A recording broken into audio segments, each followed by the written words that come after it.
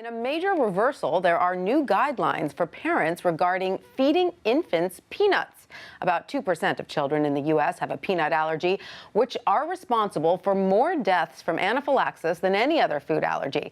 And that number keeps growing. So now, new guidelines issued by the National Institute of Allergy and Infectious Diseases hope to stem that tide. Here to explain is Dr. Purvi Parikh, a pediatric allergist at NYU Langone Medical Center. Hi, Dr. Parikh. Great to see you. So it is pretty astounding when we look at the numbers of children who have peanut allergies, how that number has steadily grown. Is that what is behind the change in these recommendations? Yeah, so because we've seen such a rise in the allergies, many studies are looking into how to prevent them or make them less severe. Because this number is far more significant, the number of children in the U.S. who have peanut allergies, than when you look at other cultures where peanuts are served regularly, correct? Right. Is that what sort of inspired the research? Exactly. So the thought was maybe with earlier exposure and increasing the timing of when the children eat peanuts may make a difference. Okay, so let's look at the specifics of these new guidelines because they vary depending on if the infant has a propensity to any other type of allergy, correct? Correct. So can you explain if an infant has asthma and or an egg allergy, what are the guidelines for that infant? Right, so those infants are considered high risk. So it's asthma, egg allergy, and eczema too. So often infants get a red, itchy rash. So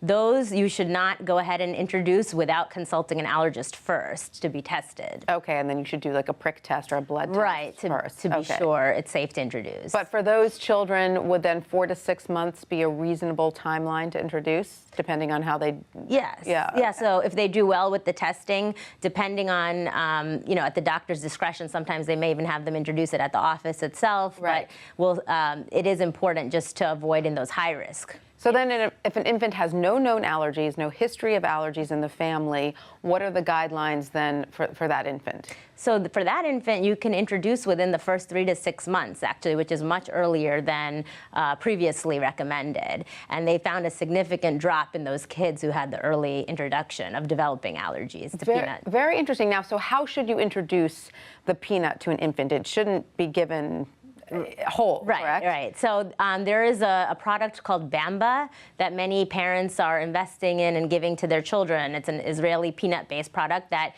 the infants, they can digest it and they are still exposed to the peanut allergen. So it's less harsh on their digestive tract. Because it's worth mentioning, in Israel, this product is used quite widely, and there are almost no peanut allergies in Israel, correct? So, and it still should also not be the very first food an infant takes, is that right? Correct. So, I mean, we still recommend the same guidelines for breastfeeding, although you are exposed a little bit to peanut through that if your mom eats it. So then are there recommendations for pregnant women to eat peanuts and for you yourself to eat peanuts as you are breastfeeding? So when there's no restrictions. Before there were, but pregnant women can eat peanuts as normal part of their diet when they're breastfeeding and when they're pregnant as well. So there's no restrictions on them. And so you obviously treat or see many children with peanut allergies, correct?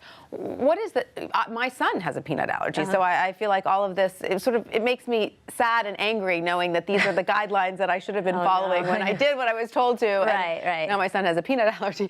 But what are the numbers of children who have peanut allergies who grow out of it? Is it a very small percentage? So it depends. Unfortunately, peanut is more persistent than things such as milk and eggs, where a high percentage of children outgrow it. But that being said, the future isn't bleak. There are clinical trials going right now for peanut desensitization, which could be huge for peanut allergic kids that may not otherwise be able to outgrow it. And those are the sort of tests where under a doctor's supervision, a child takes very tiny amounts of peanut? Correct. There's different ways that the product is being tested. One is a patch, and one is a sublingual preparation, but the results look very promising. So hopefully soon, maybe even for your son, there might be some good news. Great, can't wait to hear more about that. Dr. Purvi, thank you so much for seeing us. Thank you for having me.